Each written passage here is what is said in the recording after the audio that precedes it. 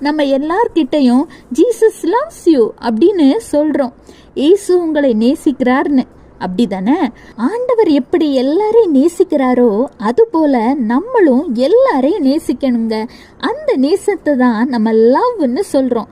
சின்னவன, பெரியவன், ஏழை, எளியவன்னு பார்க்காம எல்லாரையும் நம்ம லவ் பண்ணணுங்க. ஆண்டவர் என்ன சொல்றாருன்னு தெரியுமா?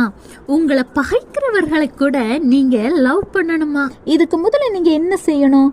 நீங்க உங்க குழந்தைங்க கூட அன்பை விளையாடி கொண்டிருக்கும் பொழுது உங்க பிள்ளைங்க கிட்ட போய் நீங்க ஐ லவ் யூன்னு சொல்லுங்க. அப்போ பிள்ளைங்களும் உங்ககிட்ட வந்து ஐ லவ் யூன்னு சொல்லுவாங்க.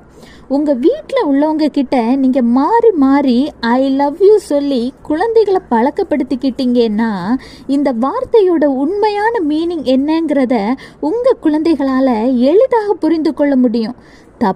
தவறுகள் நடக்காதவா